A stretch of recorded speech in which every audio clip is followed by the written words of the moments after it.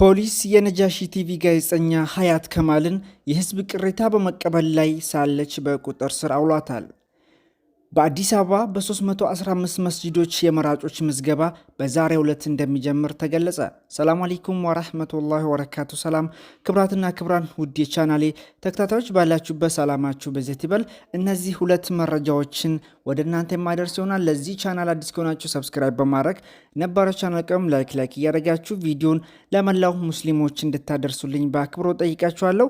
እንግዲህ በተለይ በሀያት ከማል ዙሪያ ማለት ነው በትላንትናው ዕለት በቁጥጥር ስር እንደዋለች እንዲሁም ደግሞ በዛሬው ዕለት በ315 መስጂዶች የመራጮች ምዝገባ እንግዲህ እንደሚጀመር ተገልጿል ማለት ነው። የአዲስ አበባ ከተማ እስልምና ጉዳዮች ከፍተኛ ምክር ቤት አስታውቋል ማለት ነው።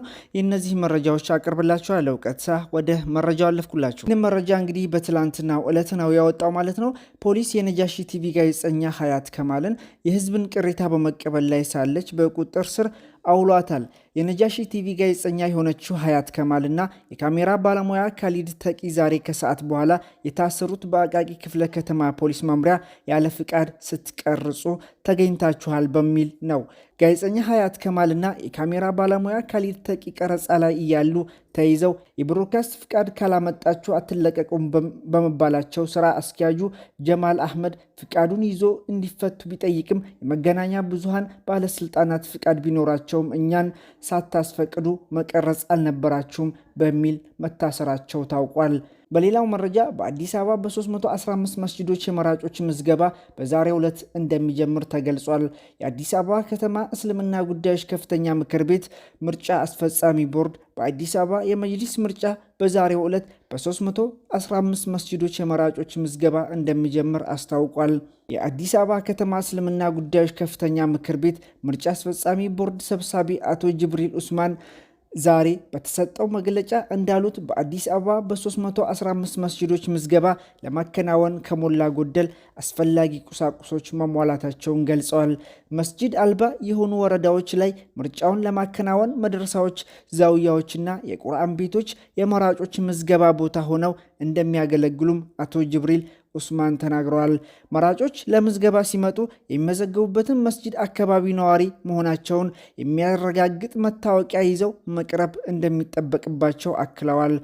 በምርጫው ሂደት መራጮች እንጂ ተመራጮች እስከ ምርጫው ዕለት ድረስ የማይታወቁ መሆናቸውን የተገለጸ ሲሆን ምርጫውም በ5 ዘርፎች በዑለማዎች፣ በምሁራን፣ የወጣቶች ዘርፍ፣ የሴቶች ዘርፍ፣ በሰራተኛ፣ በማህበረሰብ እንደሚከናወን በመግለጫው ተንስቷል። በመጨረሻም መጅሊሱን በየዘርፉ ከመዝሀብ እና ጀማዓ ልዩነት ውዝግብ ቅኝት በማውጣት በእኩልነት፣ በፍትሐዊነት፣ በአቃፊነት፣ በአካታችነት ወደሚያገለግል ተቋም ለማሻገር እና ለማጽናት ሁሉም ህዝብ ሙስሊሙ እንዲመዘገብ ተሳትፎ እንዲያረጋግጥ ውክልናውን እንዲያኖር በአዲስ አበባ ከተማ እስልምና ጉዳዮች ምርጫ አስፈጻሚ ቦርድ ጥሪ አቅርቧል። ይህን መረጃ ያካፈለን እንግዲህ ሃሩን ሚዲያ ነው ማለት የአዲስ አበባ ከተማ እስልምና ጉዳዮች ከፍተኛ ምክር ቤት ነው ይህንን ጉዳይ እንግዲህ ያስታወቀው ማለት ነው። መስጂድ አልባ የሆኑት ወረዳዎች ላይ ምርጫውን የማከናወን መድረሳዎች፣ ዛውያዎችና የቁርአን ቤቶች የመራጮች ምዝገባ ቦታ ሆነው እንደሚያገለግሉም አቶ ጅብሪል ኡስማን እንግዲህ ተናግረዋል ማለት ነው።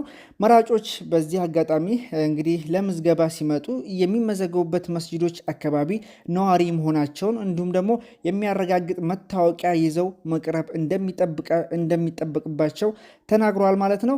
እንዲሁም ደግሞ በሌላኛው ዜና እንደተመለከትነው እጅግ የሚያሳዝን ነገር ነው። ፖሊስ የነጃሺ ቲቪ ጋዜጠኛን ሀያት ከማልን ሁላችሁም ታውቋታላችሁ። በትላንትናው ዕለት የህዝቡን ቅሬታ በመቀበል ላይ ሳለች በቁጥጥር ስር አውሏታል ማለት ነው። እንግዲህ ፖሊስ ምን እንደሚል አላውቅም። ከዚህ ጋር ተያይዞ ሂጅራ እስላማዊ ድረገጽ ያስተላለፈው መልእክት አለ። የማንም ተራ ፖሊስ እየተነሳ እኔን ካላስፈቀዳችሁ መስራት አትችሉም እንዴት ይላል? የሚገርም ነው።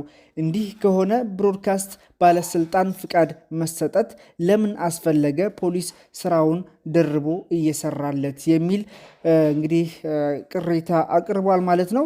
በነገራችን ላይ በጣም የሚያሳዝን ነገር ነው።